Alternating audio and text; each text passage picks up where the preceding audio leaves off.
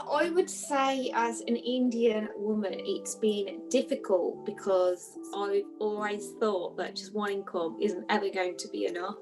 But because I've been brought up around business, that's heavily influenced me. The book's intention is to introduce Punjabi to the children, to get them to start using Punjabi in their day-to-day language just that little bit more, become more confident.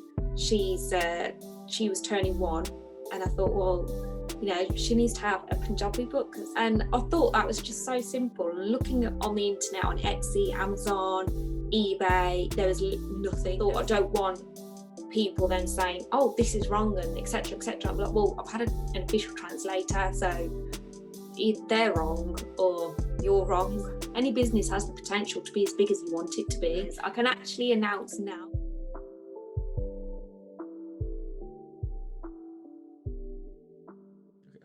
My guest today is a real estate solicitor and a property investor before becoming a self-published author of the Hathi books, which aim to keep the Punjabi language alive. Thank you for joining me, Rubeena Kaur. Thank you for having me, KultureKast. No worries. What I like to do is always just start off at the beginning and what you were like as a kid and your upbringing. So if you could just talk to us about what young Rubeena was like. Yeah, so I was brought up in a shop in an English area, and I'd say back then there wasn't that much emphasis on not eating that much sugar, etc. as a child. So with access to a shop, I now have a very sweet tooth. Eating chocolate, Milky Bar now is my favourite because my granddad used to give it to me all the time. And yeah, so it was, I'd say, not a strict environment, but because I've been brought up around business, that's heavily influenced me. Speaking Punjabi, my dad would only reply to us in Punjabi. He knows English, but he just thought it's an important thing to know. Yeah, that's it really. Education wise, I was known to be quite clever. Don't know if that's the case now. And that's it really. It sounds like quite a sort of stereotypical or typical sort of like upbringing for a second generation or first generation immigrant, depending on like shop life and upbringing like that, and speaking Punjabi in the house and then going out and speaking English. It seems quite a typical thing because I was brought up the same way. We've got shops and mum and dad speak Punjabi in the house, and then you do get a bit of size from all the sweets that you eat growing up, but it sounds like quite typical upbringing. But yeah, so you had the business emphasis that you were saying that you were growing up around, and I seen that during university you had like multiple jobs and you were always having like sources of income. Yeah, that's because I've always thought that just one income isn't ever going to be enough. And obviously I've seen that from my parents because they've got the shop and then they had properties as well. And at university, didn't have any grants, bursaries or anything. So it was just something that I need to think, well, I need money to save and I need money to do nice things as well. Because parents aren't going to just hand out money, although we're still expected to work in the shop, because I wouldn't have gone to university without shop. So, and I don't mind, it's obviously helped in terms of work ethic. So I worked in retail, loved the discount, who didn't? And saved my money, and that's how I bought my first property, was working throughout university and working after. I even worked whilst I was at college on top of shop life. 100%. We have this conversation with me and my mates all the time, because a lot of my friends up here do also have shops, and the benefits that, like, obviously you don't like it when it's a Friday night and you're stuck in the shop and your mates are out, but afterwards you find out the work ethic that it instills is 100%. Like you appreciate it more afterwards, definitely. Yeah, absolutely. And shop life is so hard that I've had to look after the shop for a couple of weeks on my own, and we've got papers, so it's like 6 till 9. It's just draining, I think, because it's just such a busy shop as well, and you've got all customers chit-chatting all the time, and then you want to try and do a bit of stuff on your phone or iPad, and you can't do it without, obviously you have to run the shop properly. But yeah, it's been good growing up in that environment, and that's why I am where I am. 100%. And then you went on to do your law degree and then go into the law profession. And I'm guessing that's how because you said you were a real estate solicitor, so that probably went hand in hand with the property investing, I imagine. Yeah, well, I don't know. I feel like the property investing is just typical Asian thing to do. Fair enough, yeah. It's an easy thing to do. Just, find a property, do it up a little bit, and put it on rent. It's nothing else you have to do really. Just a bit of management legislation, and there we go. So it's an easy thing to do with money coming in. Not everybody wants to do property because sometimes things go wrong and you lose some money, but in the long term it's an absolutely really good investment, and that's what I'll continue doing. And eventually I do want to flip houses as well. Got no experience in it. I've helped my dad sometimes, so it's just that's the only experience I've got, and it's a challenge and I like a challenge.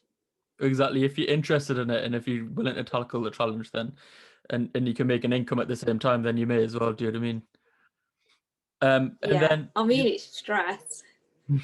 I seen on that ITV interview you were saying that this year, obviously because of COVID, you already started Happy the Hathi before COVID started. Is that correct?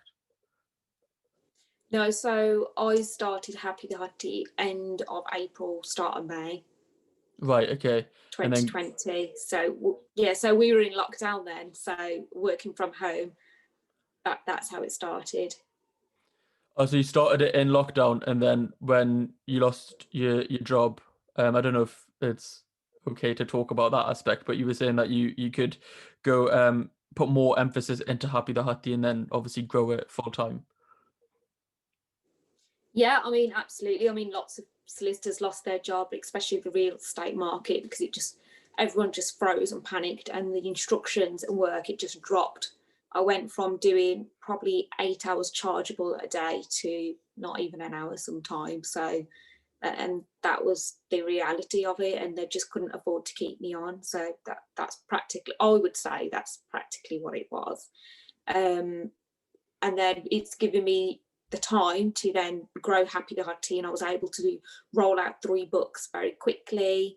I had to do a lot of research into the formatting, the background colours, the words that I have to use. So it was a blessing in disguise, and I have accepted another job now, and I've been working since October, so I only had like 2.5 months full-time working on Happy the Hathi. So it's bittersweet at the moment because I'm back doing the job that I love. Because I love working in real estate, love working with the contracts and the leases and closing everyone's deals. But then Happy the Hathi is a bit on the back burner, so I'm just trying to fit it all in. I do have 1 day off a week, and I would say to anyone else that is thinking of pursuing any other interests is ask if you can work 4 days or 4.5 days. That's what I do in 4 days. You do get a bit less pay, but then you've got a bit of that freedom break because the job that we're in is quite high pressured, and then you've got time to work on other interests. So that I'm fitting in Happy the Hathi that way. It's not as much time as I'd like to put in, but I'm getting best of both worlds. How do you get everything fit in time management wise? Because I imagine a legal job and pursuing self-publishing books at the same time they're 2 really big things, and then chuck on the property side if there anything comes up on that side as well. You're probably a very busy woman, I imagine. Yeah, I mean, have you seen those memes where it says I'm trying to work, have a social life, work out, and look great, and the memes always like crazy. That's me. Yeah. So I don't know. I've actually asked a graduate to help me with a few things in terms of PR. So I got that ITV thing by myself. Like we just chatted on Instagram, and she said it's a really good story. I'd like to cover it, and I've had a few people come to me like yourself through Instagram. But I want to roll it out a bit more. I mean, that's what business is. People that say they've been in magazines, papers, podcasts, etc., advertising, it's not everything lands on your doorstep. You need to go out and get that. So I've got that graduate going out and asking would they like to cover a story, etc., because then that's exposure on not only me as a real estate solicitor, but also the books, and that is the main thing that I want to do the PR for. So I've got someone helping me do that, so that's helped me with a bit of time. And then I've also just spoke to someone that's just left school doesn't know what they want to do. And I've asked them if they will help me contact influencers. So that's another aspect where you can grow any product or service that you'd like and contact influencers. And with Happy the Hathi, I've created an affiliate marketing. So if they share the book, then any sales, they would get 10%. And then it increases as you get more and more sales. So I'm asking her to then roll that out. So really I'm at work and I've got someone looking at my PR and then someone contacting influencers. That's really good. That's probably I assume have you had any like marketing sort of experience or like formal education in marketing, or is this just your shop life coming to pay off? Like you getting your business experience from the shops and your family, I imagine. Yeah, it is. I mean, I don't know if you had the same experience. I mean, years ago, we always used to do leafleting every like winter time, Christmas, going around all the houses, putting the leaflets through the doors, and you just had to keep on going. And that's how you'd get the business. So it's the same concept. If I want to reach out across the world, I need to reach out to people that have that reach. So it is the influencers, it's the magazine. So it's just keep sending them. So they're my leaflets. So I'm sending out my leaflets through email and DMs, and yeah, that's the main emphasis, and just helping out. I mean, that school leaver, I'll be paying her, and she didn't have anything to do and didn't have any direction, so it's helping her out as well.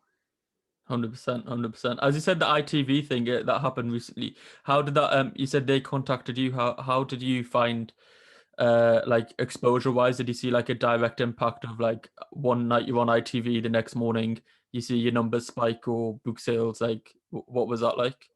Yeah, so it was book sales mainly. As soon as it was out, I already knew. So she didn't confirm, oh, we're showing it today. It's because it kept changing. Because with the news, if you don't fit in with that generic news that they got for today, then it will just roll over to the next day. So she kept saying, oh, it's today, oh, it's today. So it kept changing. But I already knew because my phone was just pinging with sales. So that did work out really well for me. And with how I've set up my store, so it's through Shopify, is that people automatically have to tick whether or not they want to have the newsletter.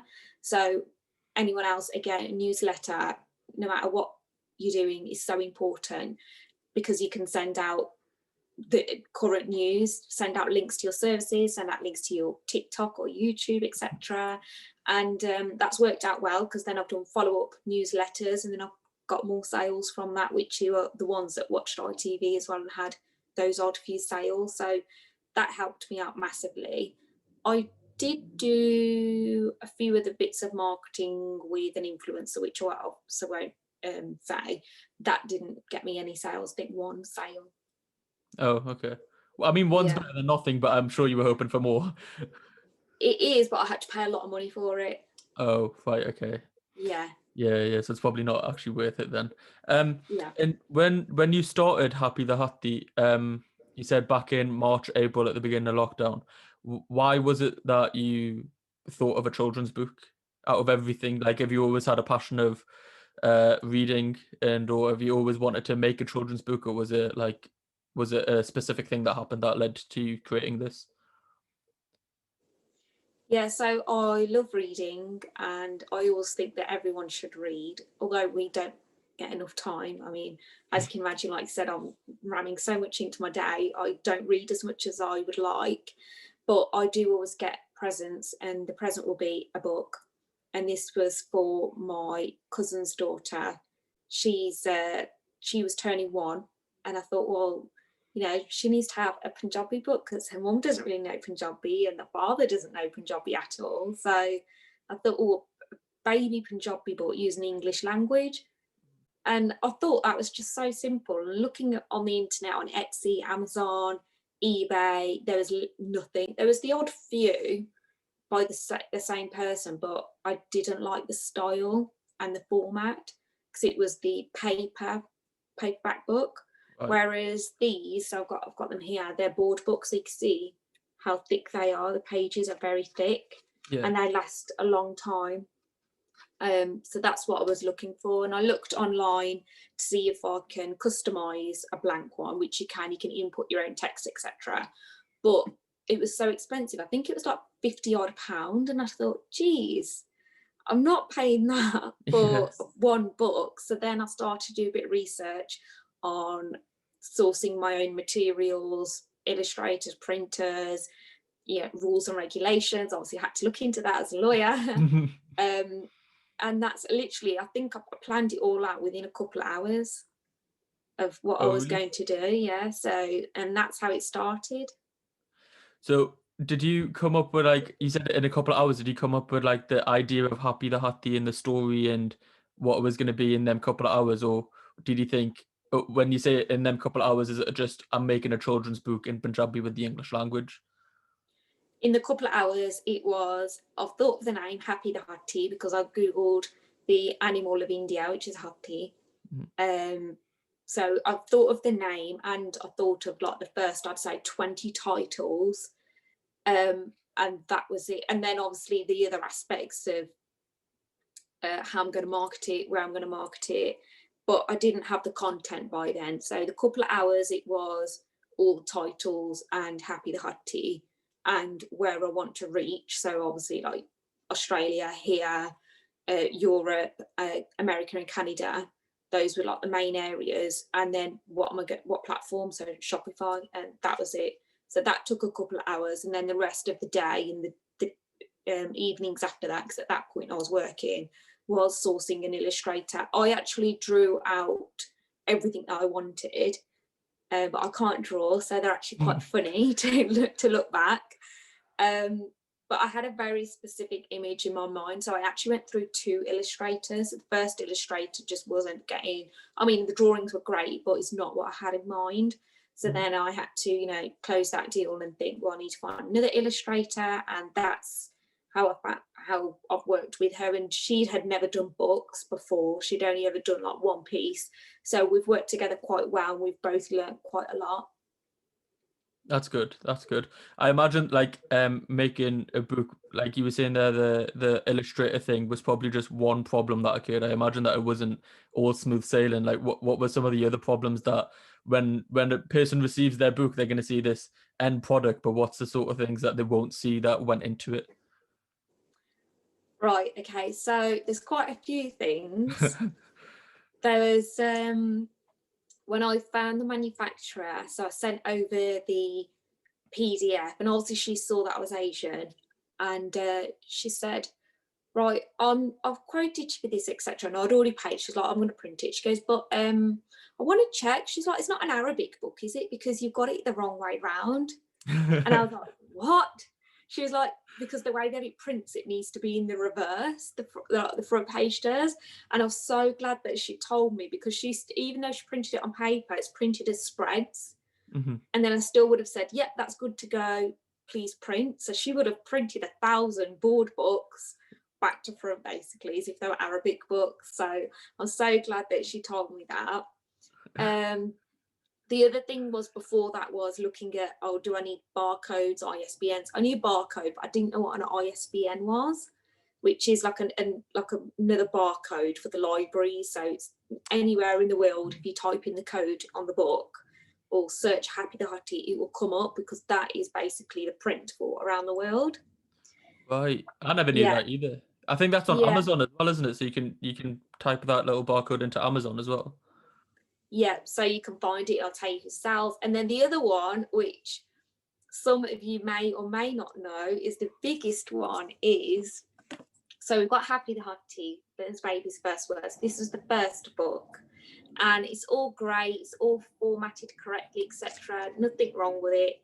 But then on the spine, and if anyone is thinking about buying, these are going to be worth a lot more money if and when I become a success. There's an I missing in Punjab. So Oh. apparently misprints are gold dust. So I've kept quite a lot of these myself. So yeah, because I'm part of a publishing group on Facebook, and got their advice. I mean, Facebook groups are awesome. So if anyone's looking to think of a service or product, Facebook groups are the best. And they were all like, just carry on selling them. And then when you get close to how many, if you've only got 50 odd left, then announce it and watch people buy them like crazy, because anyone loves misprints. Because there's been quite a few of different children authors, and everyone just seems to want to buy misprints. because I think in the future it might be worth a bit of money. So I've kept quite a few myself, and I am actually close to the end of this batch, so you won't get any more misprints. Yeah, it is weird. Like, there's a lot of since like COVID's kicked off, there's been a lot of like collectible things like cards, and I don't know if you're familiar with like Pokemon cards, and it's gonna get a bit nerdy at the moment, but there's a few of them which have been selling for crazy amounts of money, and it's like the ones from the original set like 20, 30 years ago, and the ones that have misprints on, I think, are more valuable than the next batch, because the next batch aren't as like rare. It's very weird, but obviously you learn these things when things like this happen. Do you know what I mean? Yeah, it is. I mean, I panicked, and I already contacted the manufacturer, and she was like, "Well, although like I've approved them, they've approved them. It must have been something in between of, when they were the wrong way round, etc. It must have been something then." But I'm not angry with her or anything. It's worked out for the best, really, because I've learned to triple check, print, ask her for a double printout, so that it can be approved. I mean, that was the tiniest thing, and I probably would have had the hard copy by then, but because of the cost, and I was trying to limit my cost, I didn't get a board books flown over before approving them, because board books, although people are like, "Oh, where did you get it printed?" When I say China, they're a bit like, "Oh," but board books you can only print in China.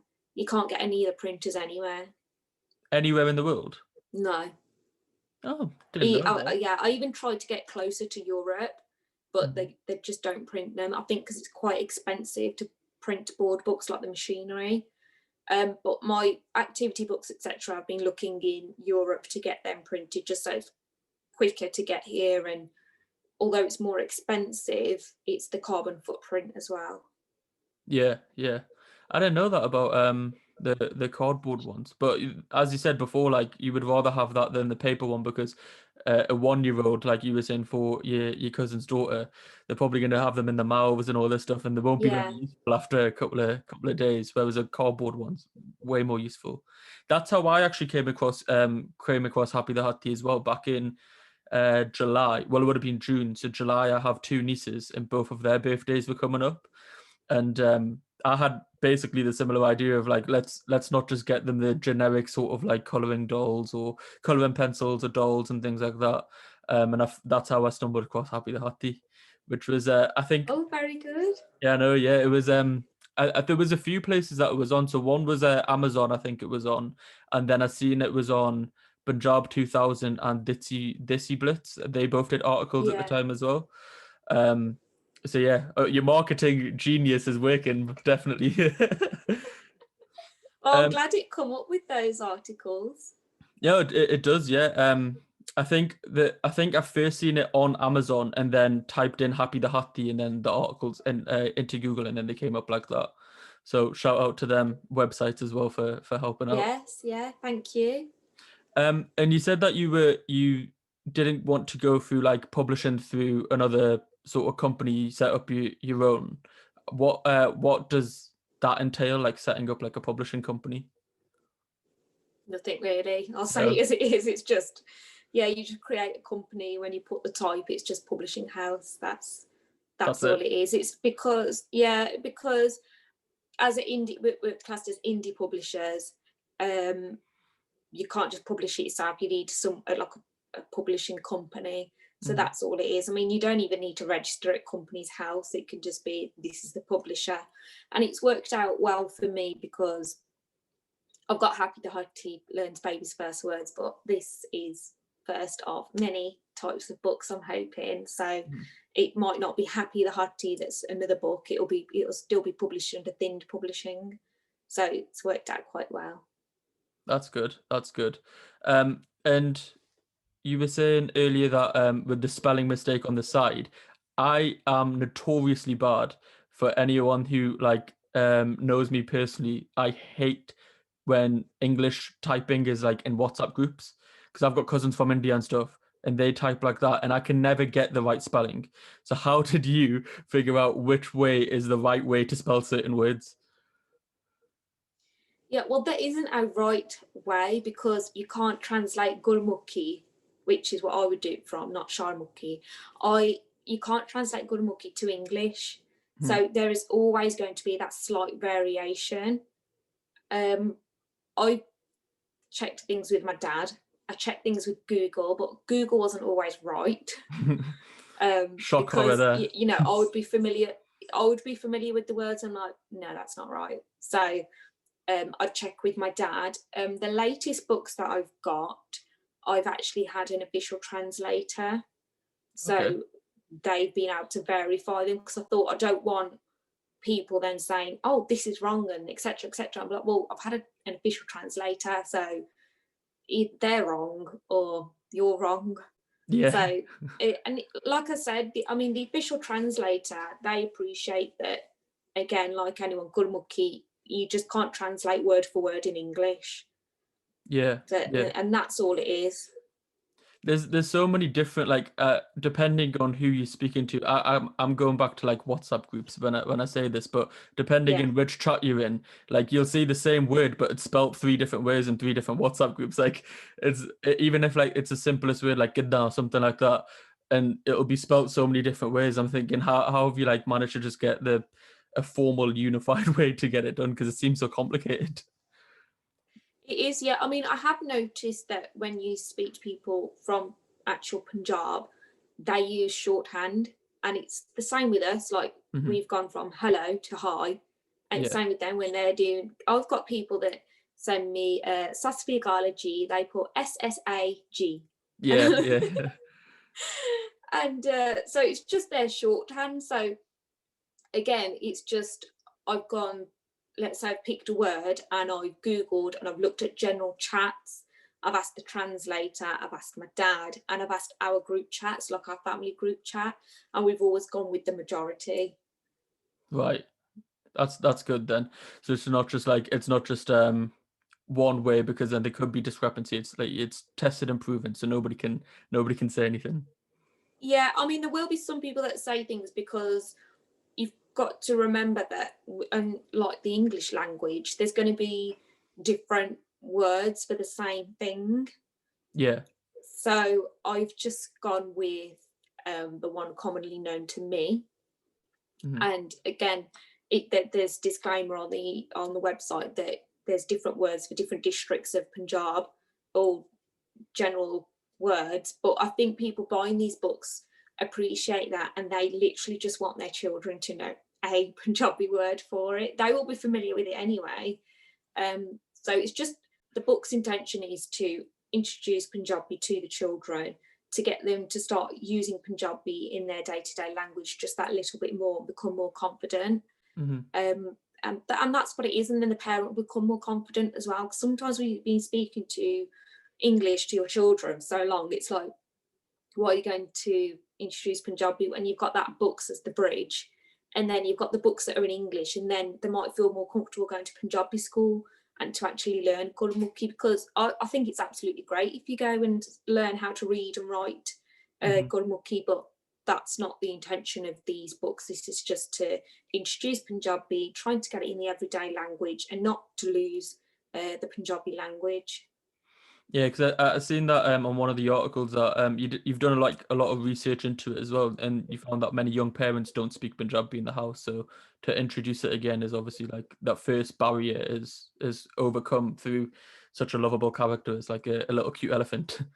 Yes, yeah, and that's the intention. And I've had so many messages from, you know, aunts and uncles, grandparents as well, saying that they're really happy that someone's thought of this. Although so simple, I don't know why it's only just come about now. So simple, but it's really effective. I mean, my nieces, when they see an elephant now, they won't think elephant. They'll be like Hathi, like that's what they'll say. So it's just thinking of it in their mind, and they'll repeat the words, and that's how children learn. So these books they should be seen as not just Punjabi books, but dual language books. So you're not only teaching the child Punjabi, it's English. So Yeah. you're teaching them hello and house and car, and you're teaching them in Punjabi as well. When you were doing your research, what else did you find out? Because I've seen you said that there's like cognitive, you were looking into cognitive behavior of children and like the impact that reading has. You talk a bit more about that as well. Yeah, so the main research is how children actually absorb the words, and repeating is a big thing for children, but also it is that they can only see the words and actually remember them if it's on like white. So all the books, all these first like board books are on white pages, because that it will absorb in their minds, the word will stand out for them. Whereas if it's on a very colourful page, their mind's not going to be able to focus on where they're meant to be looking at and reading. So, and that's why you will find a lot of early years books are on white. They'll have great images, etc., but that's the main reason, is that it needs to be on white. And also for children, the lettering is a certain type. So A is, I don't know if you can see that A needs to be like the simple, how children are taught to write, the simple circle and a stick. Whereas if it's the other way, you know, what's say the posh A, which many people don't write like that on day to day, they won't be able to grasp it as easily. So because it's a dual language, why make it difficult, and just, you know, go along with the rules that the child's going to be able to learn. And again, association with a character is a big part of learning and the excitement. So that's why I've gone with a character leading the journey of learning Punjabi. And also that'll help with everything else in the future if it's around based on a character. So that's the best way that it works. There's other aspects that children learn. So even if your child isn't speaking, they are still listening. And it's just like when they say you should talk to the baby whilst it's in the womb, it's exactly the same. Read to the baby so that they, you know, start to become familiar, and even looking at the pictures, because they will absorb it. I was gonna say the pictures are probably a good focal point as well, because like context, like the kids can pick up things in context, like even if like not just from picture association, but if they listen to a conversation, they can hear the tone of voice being aggressive.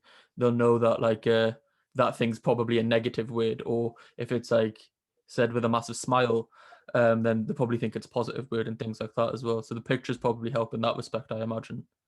Yeah, absolutely. And it's like when you're telling a story to a child, you put more emotion into it. And when it's like, oh, they're scared, or, you know, they're happy, it's like that, and that's how it's taught. So yeah, that's absolutely right.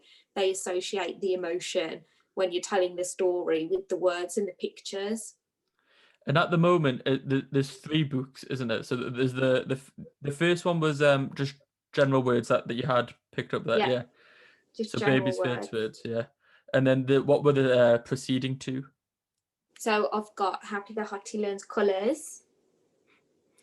And the thing that I like about this book, it's got the song at the end. So the ones that children sing at school, but it's got the Punjabi colours, so Lal and Bila. So that's quite nice, because then they'll know the tune from school, or even if you're reading it when they're younger.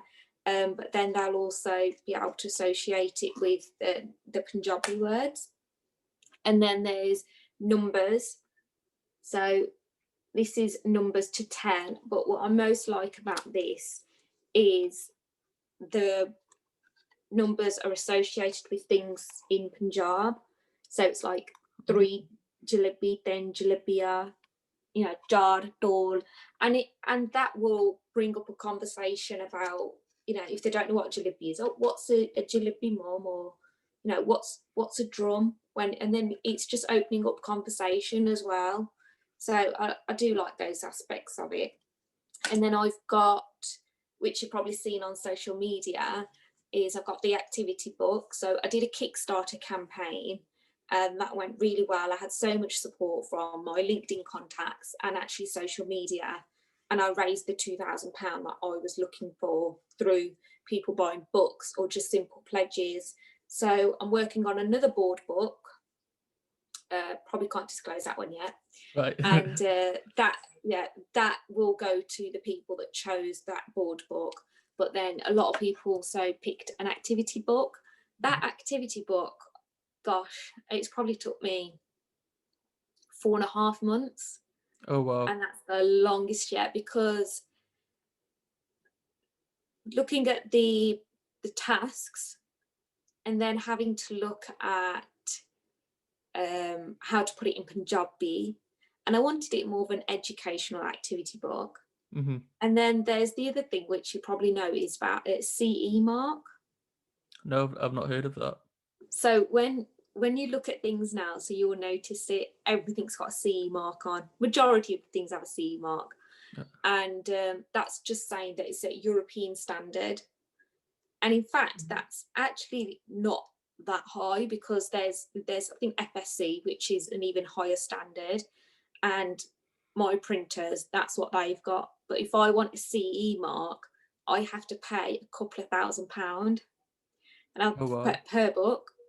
So I'm thinking, well, do I really need that? So I've had to do research into it, and because they're educational books, I don't need it. And again, with the activity book, because it's more educational, I don't need a CE mark, and because it's already at the highest standard, I don't need to print that on the book. So that was another hurdle that I come across. So, and again, because I've had to do so much research into it, that's why the activity books took such a long time. And I wanted to include stickers, because kids love stickers. They just want to stick them everywhere, and I want to include sticker pages in there. And that also took up a lot of time, because I need to look at the regulations and the glue that the manufacturer is using, etc. And because they were meant to be in circulation before Christmas, like November. Mm-hmm. And I only, on Kickstarter, I only added an extra month, because I thought, oh, in case posted late, etc. But they're actually not due January now, so that's already 2 months late. Oh no. So yeah, and they've missed the Christmas market. So it's a bit disappointing, but there's nothing I can do, and I've just had to accept that if I rushed it, then, and I did need a CE mark, then that would have just been pointless. Whereas I've had to do the research, and I've done the research into the glue and the stickers and the formatting, and I wanted the child to get the best out of it. And Instagram, again, is good for the polls, because it was coming up really expensive. Mm-hmm. And I wanted the activity book to be like £3.99, but it's costing me more than that to actually produce it. So they were actually quite good when I put price points. People were like £8.99, £7.99. Most people, I think the average ended up being about £7.49. I can't actually recall, because I haven't got it in front of me, what the price was. I think it's £7.99 that I ended up putting on there. So that's actually ended up being really helpful. The other book that I've got is Learning to Tell the Time. Okay. So yes, again, that's taking such a long time, because doing it in English is something else, and then trying to put it in Punjabi and how we tell the time Punjabi is something else. Yeah. So a couple of more months and I should be able to release that as well. But I think that's an important one, because I've got nieces and nephews that are a lot older, like I'd say 11, 12, and they can't tell the time yet. Yeah, I was gonna say, like, to be fair, even when I was a kid, like going to Punjabi class and stuff, I don't think we even touched on some of the more practical side of like telling the time. It was more just like, this is how you read, this is how you write. Whereas that sounds a lot more practical. And I imagine the grammar issue is the thing that you alluded to, because the grammar is obviously a lot different to English. Yes, it is. I mean, even just because then I've got to appreciate minutes, because we all know how 60 minutes, and then at that point when you're learning to tell the time, you already know your numbers 1 to 60. Mm-hmm. But the Punjabi books, I've only gone to 10, and I've got the activity book, so I'm like, okay, now I'm gonna have to include a page for numbers to 60. So there's got a lot more pages in there, and again with that, I'm trying to make it a wipe clean book, so that I've got blank clocks in there, and the parent or whoever's teaching them can just put hands and then like tell the time, wipe it away, tell the time, wipe it away. Yeah. So that again is proving a bit difficult because of the CE mark. But because it's educational, I don't need a CE mark, but certain retailers require CE mark, and at that point I would hopefully be looking at trying to roll it out to some retailers. I've seen on your Instagram today you already have a few retailers that have the book as well. Do you want to give them a shout out for obviously having the book? Yes, Punjabi Roots in Smethwick. They've been very good. They've got a store, so please go and visit them. They've got literally anything and everything you can think of to help preserving the Punjabi culture and language. It is a great store, and Taj is very nice there. They sell online as well. I'm sure they sell through Amazon. But yeah, especially now, I mean, feel free to go to the store. You don't have to wait around for postage, because I hear Royal Mail's about 2-3 weeks delay in my post for my books. I'm just getting emails all the time, and there's nothing I can do about it. It's just the post, and I think with COVID they've got skeleton staff, so it's just things are delayed. But yeah, Punjabi Roots stock them, and then it is through Amazon. I've got some on eBay, my Shopify store, and I am reaching out to any of the stores that want to stock them. And if you're listening, feel free to get in contact. So it's just branching out, really. When you're selling a book like that and putting it on Amazon and things, I assume the best place for yourself is probably if they come directly to your website. Yeah, it is, because otherwise Amazon got loads of fees. Okay, I thought so. It's like you have to rent a space in their warehouse for the product, I think, from what I understand. Yeah, that's for fulfillment. So there's two Amazons. Amazon is if you fulfill, so you post out, or you've got Amazon fulfillment. And if it's Amazon fulfillment, I believe, because I haven't used Amazon fulfillment yet, I believe you then have to, once you got a sale, you have to send Amazon the book straight away, like that day, so they can send it out. Or yeah, they will be holding it, and it does cost quite a lot for them to hold the books in stock. And I just think I'm trying not to use Amazon that much because of the fees, and the margins are just tiny. Yeah, I'm it's talking that thing. pence. Yeah, it's that thing where because they're so big, it's the thing that everyone goes to. But for the manufacturer like yourself on the other side, it's you're sort of forced into that position. But if people can go directly to your website, that will be the best bet. Yeah, absolutely. Yeah, it's the easiest thing for me. But I appreciate people do prefer to buy from Amazon, and that's why they're on there. Yeah, 100%. And like you were saying, you already have two books that are coming out and like you're working on, which is the time one and the activity book. And you were saying both of them will be cardboard because they're easy to wipe away as well. But earlier you were saying you had a list of 20 titles. So I'm guessing Happy the Hatty's adventure is not near done at all. No, I'm thinking this is going to go on for years and years and years. I can actually announce now, because I'm hoping by the time this is on, that'll be rolled out. I'm doing the books in Hindi and Gujarati. Okay. So yeah, I've got someone already doing the Gujarati translations, because I would not have a clue. And she's verified them with other people as well. So they will be rolled out. I've got merchandise that I'm working on.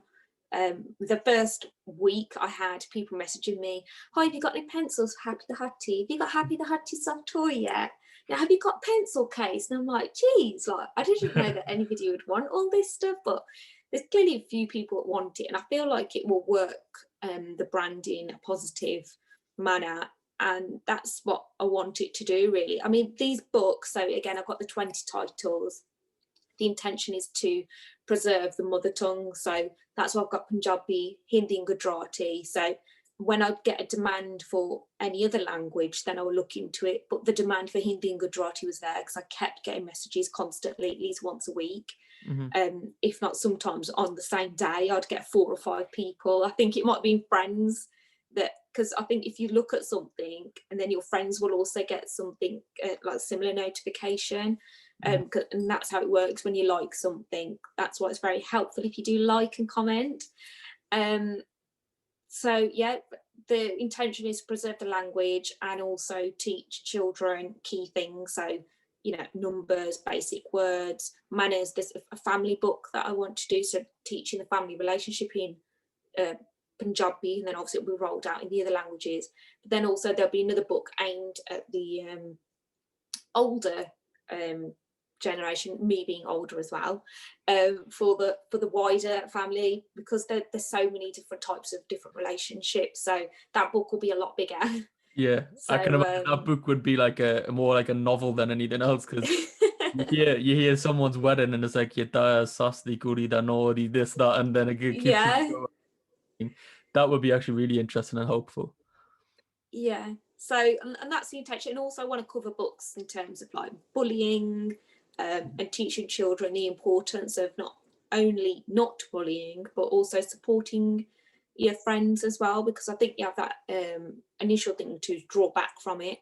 And that's why Happy the Hutty's got glasses as well. I mean, I wear glasses generally, Mhm. and I want children to associate and be like, oh, Happy the Hutty's got glasses and it's okay, it's not the abnormal thing. Yeah, I was speaking to Inder Bassi, a boxer, and we were talking about like bullying and racism as well. And obviously that video that went around a few weeks ago, the boy in Telford, Yes. was obviously like it's really bad, and we were saying that it's getting better, but I don't think it's ever going to get eradicated, which is it's not nice. But then like the racism side of thing that we were speaking about is that's obviously getting better, and I feel like that will get eradicated. Like maybe people might still think things, but hopefully they won't say it, because now like you can't obviously tie it with kids, but in the wider aspect with adults, it's tied to like financial income now. Like you see, if somebody says something publicly, they most likely will lose their job. So hopefully in that respect things will improve in the future. But again, like having glasses, as you can see, I'm wearing glasses as well. It's not the easiest. I had a batka when I was at school as well, and it isn't the easiest, but it definitely is getting better. And hopefully it just continues to get better. Yeah, I hope so too. And I feel like books will help, and the schools, I'm sure they are, I don't know what it is now, but I'm sure that they are addressing it, especially with, again, the recent incident in Telford. So I don't think it'll actually be eradicated. I do think that people unintentionally say things. So that's where I think it will be. Yeah, that's the same conversation me and Inder had as well, is that I don't think it'll be eradicated. I just don't think it's going to be out there as much. Bullying is a separate issue, I think, to the racism, where especially within young boys, when you get to like a certain age and testosterone and all that stuff, and then obviously I don't think bullying will ever get eradicated, but I think the racism part might not be public. People might still think Yeah. things, but it's not popular to say it out loud anymore. Yeah, I think that as well. And I think it will show in the workplace in terms of favoritism and things, but you, unless it's so bad and you're logging everything, I agree with you. I don't think it'll be as open. But yeah, so I'm hoping that the books will teach children about equality, and life skills really throughout the series. 100%. And with diversity, you have these books going all over the world. You named some of the countries before, like Canada, America, Australia, obviously here in the UK. The couple that I was actually surprised with is Germany and Hong Kong. I would say, yeah, I was surprised with Hong Kong, and actually, she's actually really nice, my customer from Hong Kong, and there's a massive community. So once she bought them, I did get quite a few more sales from Hong Kong. Germany, so there are actually quite a lot of Punjabis in Germany, because my uncle lived there as well. Mm-hmm. The other one that I was shocked about was Brazil. So Oh, I've okay. had sales in Brazil. Yeah. Is there a big Apana community in So Brazil, or? there's only a few sales there. I don't know if it's just because he's moved. He did say he's moved there for work, but I don't know if there is a big community there. I think as Happy the Hutty grows, I'll only know then. But yeah, there seems to be. And the farmers' protest, I've been following that quite closely. There's quite a few pages that document the protests across the world, and is really interesting. I mean, there was Vienna and France on there the other day, and there's quite a big community out there as well. I've had a few sales from France, but not in Vienna. I've had a few in Norway, but looking at the protest, the farmers' protest, actually quite nice seeing the Punjabi community come together for a great cause. 100%, yeah. And I knew there was Italy was there's quite a few happening families in Italy. There's been like documentaries on the farmers in Italy as well. As in like not with the farmers protests happening now, but I think this was last year that a lot of them are basically taking the jobs of most of the farming people there because the Italians themselves don't want to do the farming. So and then it's similar all across the world. Like I did a post recently about the Peach King, which is the Darsing Baines, and he went to California in like the 40s, I think it was, and basically he just took his farming education from India and applied it in America, and like technologically, even though it wasn't like technology, like, but his methods of farming were just advanced from having to do it in India, if that makes sense. So I feel like that's probably the similar thing happening in Italy as well. Oh yeah, that's interesting to know. Yeah. Yeah, so as Punjabis, we are across the world, and it's been shown through being united through the farmers' protest, and I hope that they get the results that everyone wants and needs. 100%, 100%. And you were saying that Hindi and Gujarati, is that because like they are the languages of India as well? So like the other languages that are really big in India, or was it just because you had requests? No, it's just because I had requests. Oh, okay. I wasn't initially thinking of doing other languages so soon because this is still a very new company. And I say company because you have to operate any product as a company in a business. So it's all still new, and I was only expecting to do different languages in the next, 3 to 5 years, not 5-6 months later. Yeah. So I think you've got to just take every opportunity as it comes, and if it has worked out and is working out, that you have a demand from there, then you've just got to cater to it, I guess. yeah, I mean, I'm quite lucky because I've built that good relationship with the manufacturer. Usually they require like a 1,000 minimum books printed. But I've told her, I said, look, I'm going to do 6 books, like 3 in Hindi, 3 in Gujarati, and they're going to be the same, practically the same artwork. I can only print like 200 of each, and because of funds, and because I just want to obviously test out the market as well. And she's agreed to that, luckily. So it's really good building good business relationships as well. 100%. And I imagine that your solicitor background will probably come in handy when you're reviewing contracts and things like that as well. Yeah, it has. In fact, I'm not going to name names. I had a contract that this company said that they will help in terms of a new startup. They sent me the contract. Their terms and conditions were blurry. And I'm thinking, my background. I'm going to ask for a clear document that I can review the terms and conditions.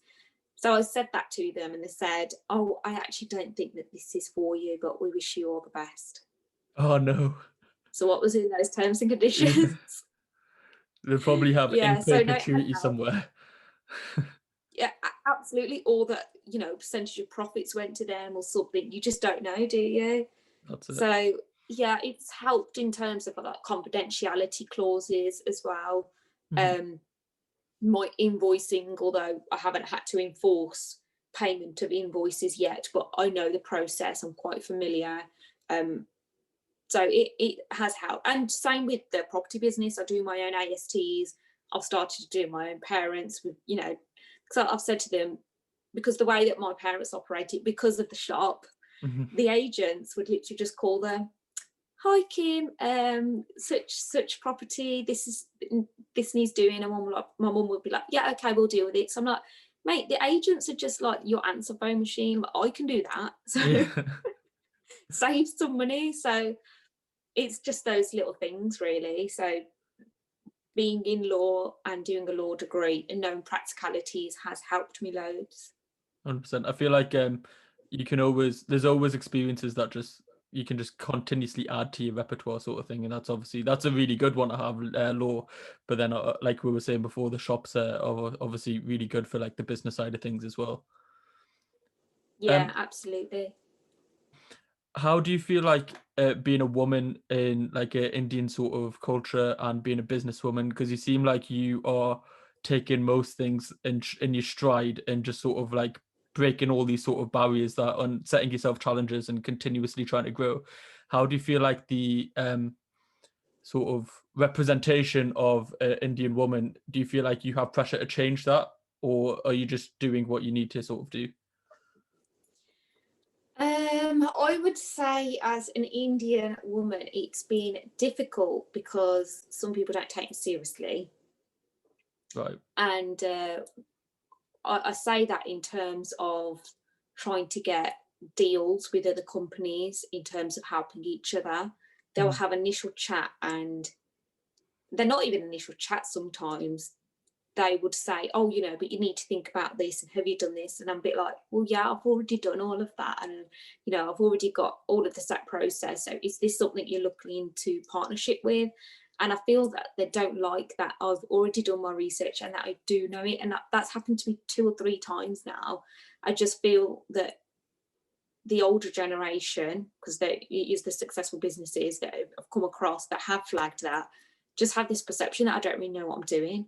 But they don't know that I've already done my research, etc. And this market is massive, and some people have said to me, "Oh, it's it's only just a little thing that you're doing on the side." I'm a bit like, no, because if I really wanted to, I wouldn't have to work. I could live off what I'm trying to make, keep investing and grow business. It's just like any other business. Any business has the potential to be as big as you want it to be, and it's just that mindset and those people trying to implement that, oh, it's only just a little thing. But I guarantee if it was a man that did it, oh, you've done so well, yeah, it can do great, etc. But I don't have that same, and it's the same in the legal profession actually.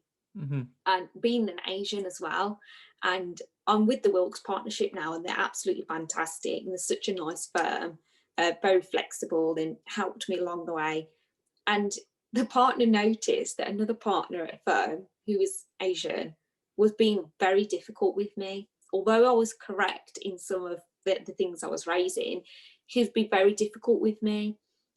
And he said it, he goes, oh, I don't know why so-and-so is being like this, but you do find that sometimes when you're a young solicitor. And I said, yeah. And I went, you mean young female and Asian? He goes, yeah, I didn't really want to say that last bit. So he even identifies that it does happen because you're a female and you're Asian. There's just this instant perception that you don't really know what you're doing and you're winging it. And if it was a man, that you would know that.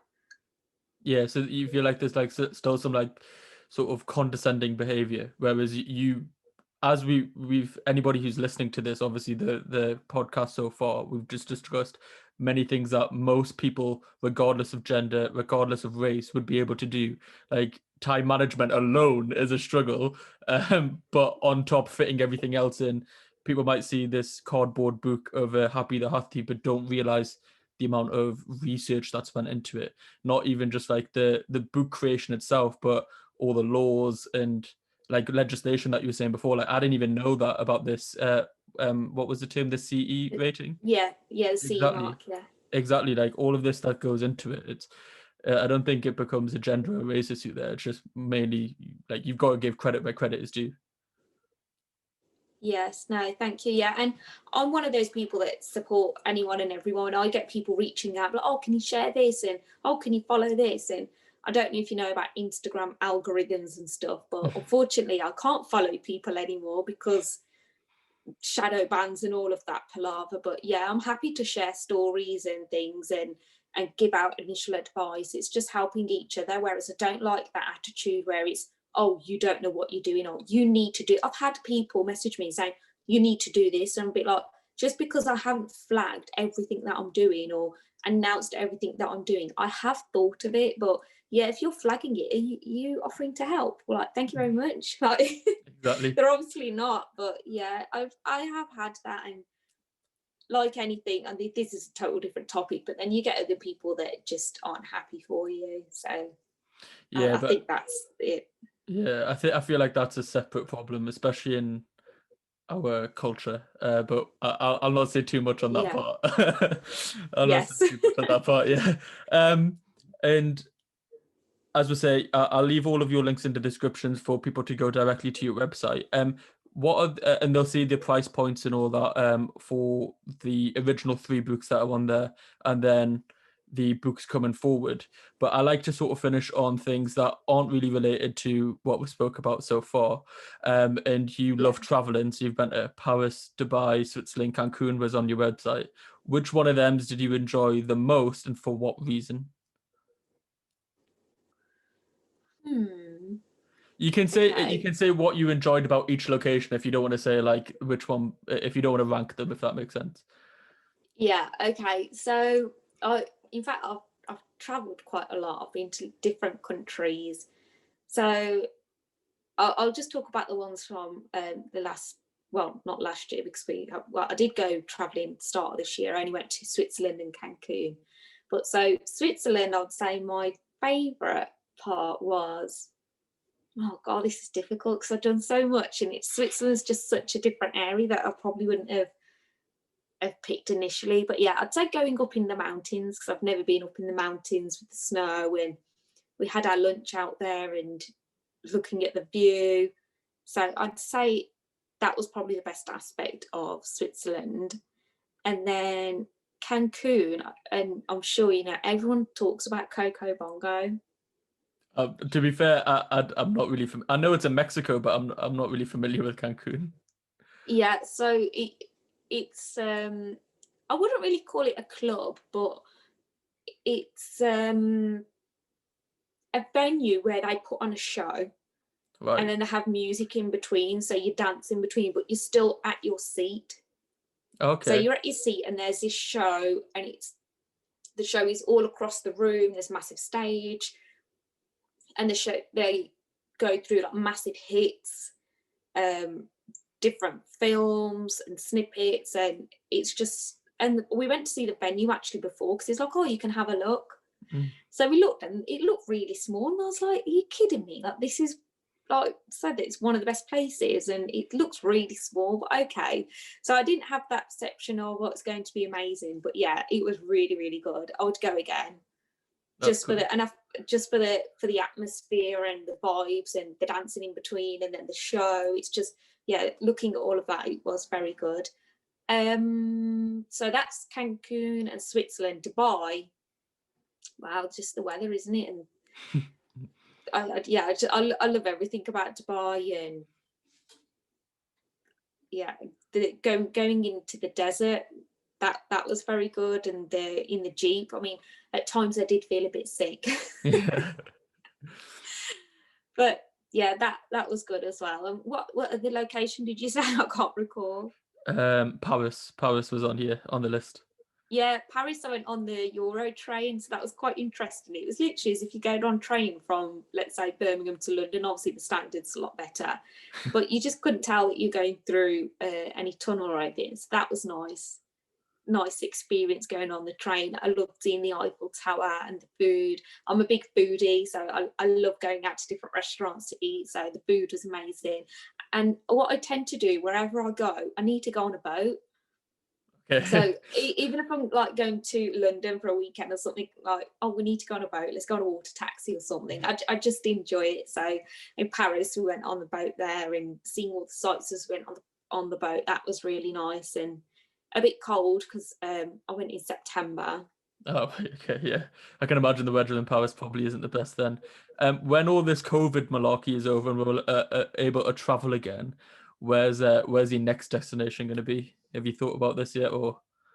Yeah, I think about it every day. I'm dying to get out and about. I've never been to Marbella. So okay. I'd like to go to Marbella, and anywhere, the first destination that I'm allowed to go to, really, and that everyone else can. I know a few people have been going to Dubai recently. Yeah, every influencer has been going to Dubai recently. Yeah, and I would love to, but I just think, oh, it's just now because of COVID and things, I just think it's not worth it, and my money management comes into play, thinking, nah, it's not worth it, don't go yet. So I would say I'd like to go to Marbella, and I would really like to go to Iceland. I was my cousin's a pilot, and I was speaking to him the other day, and he said I'd love Iceland, and it is one of the places I want to go. I don't know if you've seen that documentary that or docu-series that like Zac Efron did on Netflix. It's like all about No. like eco-friendly systems and all this thing, but you went to Iceland, it's like really, really eco-friendly. And you know the is it Blue Lagoon? Yeah, In the that's what I want to see. Yeah. yeah, that's what I wanted to see as well. But that's all. So there's like a spa sort of hotel-y thing that's like attached to where the Blue Lagoon is, and that's all self-sustaining using the water vapor from the Blue Lagoon. Wow, that's amazing. Yeah, and then obviously you get the Northern Lights as well that you can see, which is really cool. I think I always say the place that I want to go is Tokyo. It just looks really cool. Do you know what I mean? It's like London on steroids. Yeah, actually, people do say Tokyo's meant really good. I just feel like it'd be too much hustle and bustle for me. See, I quite like that. I don't. I've had a few people that have went to Dubai and basically came back and said, yeah, it's really nice for like the weather, like you said. But I don't know. I feel like New York, Tokyo, and probably Rio, as you were saying, Brazil before. Hopefully, there's a few up and I can say hi to you down there. The thing that would worry me about Tokyo is the language barrier.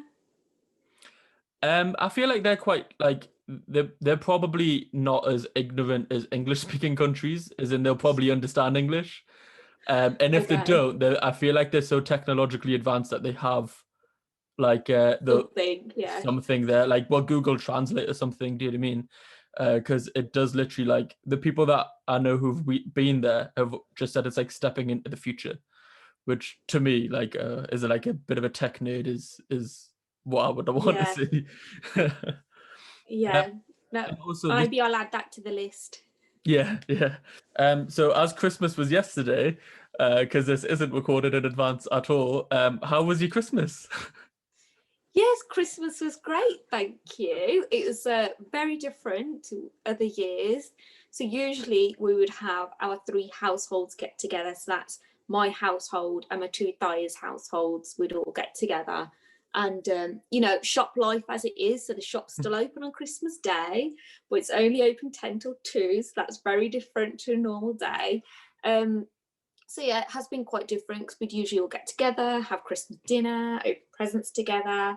Whereas this year it's been our household and we've just watched movies and played games. I had to YouTube them to keep everyone entertained. And that's it really. So it's a quieter one. Done some online shopping, trying to get some bargains. Black Friday sales. Yes, yeah, I did actually shop in the Black Friday sale as well, and I thought, well, I need to wait for Boxing Day because next, as much as everyone says it, next is actually quite good. So yeah, that's what I went on for. Is there any Christmas traditions that you have in your household? No, No. no tradition. It would usually be that we all just get together and have Christmas dinner. We all cook a certain thing each year, but no, nothing. How about you? Yeah, same to be fair, shop life as well. 10 till 2, similarly. Is it? Yeah, similarly. We have had longer hours in previous years, but the more that years go on, you sort of like and we normally have my Massey comes up from Leicester. So yeah, but shop life again. We normally just do exactly the same. You have your food, open your presents. I think our tradition is normally because my Massey normally comes on Christmas Eve, like during the day. So we end up just talking for like hours and hours into the early morning. So our Yeah. tradition sort of became that we just open the presents at like 1 or 2 o'clock in the morning. Oh. It's just one of them things that happens every year. So I guess you could call that a tradition. But other than that, it's movies, games, Monopoly, and then make up with a card game or something that's where nobody will lose. Yeah. um, Yeah. and what I do is with every guest is finish up with quick fire questions, but I think I need to rename them into like deep questions because they end up just becoming like soul searching questions or something. So, well, if it's okay, Okay, I'm crack ready. through these. Take as long as you want to answer the questions because they're no longer going to be titled quick fire. What are you most proud of? My parents. What's your favorite memory of your career so far?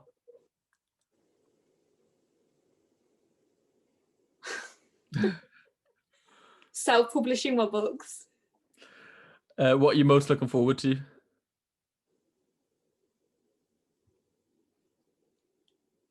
Wow, this is really hard, isn't it? Well, another thing, I'm getting married, so I'm looking forward to that. Congratulations. Thank you. Oh, was that meant to happen this year, or is it? No, it's Oh, always been for next year. So, and even if there's still restrictions, just keep it as it is. What is your biggest motivation?